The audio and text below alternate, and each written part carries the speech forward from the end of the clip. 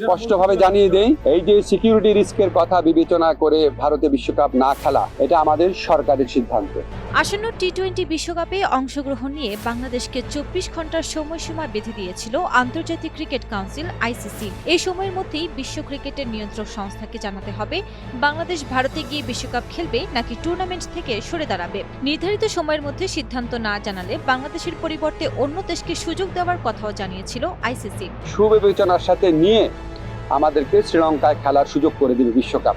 অবশেষে Bangladesh cricket board ও ক্রীড়া উপদেষ্টা জানিয়েছে ভারতে খেলতে যাবে না বাংলাদেশ। ক্রীড়া উপদেষ্টা জানান, নিরাপত্তা ইস্যুতে ভারতে যাবে না বাংলাদেশ, এটা সরকারি সিদ্ধান্ত।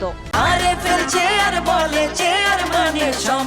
চেয়ার, ক্ষমতার নয় সমতার চেয়ার। রাজনৈতিক পরিস্থিতি বিবেচনা না করে একটা জেনুইন রিস্কের মধ্যে নিজের দেশের শুধু খেলোয়াড় না, দর্শক এবং সাংবাদিকদেরকে ঠেলে দিলে কি ক্ষতি হতে পারে সেটাও আপনাদের সবার বিবেচনা নেওয়া হচ্ছে। আমরা এখনো আশা ছাড়ি নাই।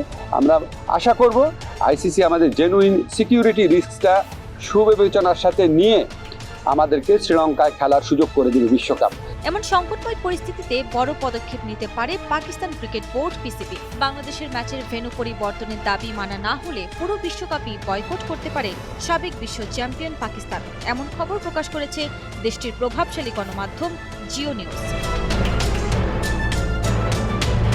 পিসিবির একটি সূত্রের বরাতে জিও নিউজ জানিয়েছে, আইসিসি যদি বাংলাদেশের দাবির পরিপ্রেক্ষিতে ভারতের পরিবর্তে শ্রীলঙ্কায় ম্যাচ আয়োজনের সিদ্ধান্ত না নেয়, তাহলে বিশ্বকাপ বর্জনের বিষয়টি গুরুত্ব সহকারে বিবেচনা করবে পাকিস্তান। গতকাল ভেন্যু পরিবর্তনের দাবিতে আইসিসির পূর্ণ সদস্য দেশগুলোর ভোটাভুটিতে হেরে যায় বাংলাদেশ। 15টি দেশের মধ্যে একমাত্র পাকিস্তানই বাংলাদেশের পক্ষে অবস্থান নেয়। তবে ভোটে পরাজয়ের পর আইসিসি জানিয়ে দেয় বাংলাদেশকে ভারতে গিয়ে বিশ্বকাপ খেলতে হবে।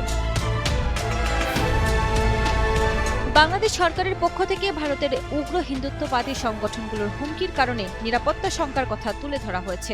এই কারণেই বিসিবি ম্যাচগুলো শ্রীলঙ্কায় সরিয়ে নেওয়ার আবেদন করেছিল, কিন্তু ভোটাভুটির কারণে সেই দাবি গ্রহণ করা হয়নি।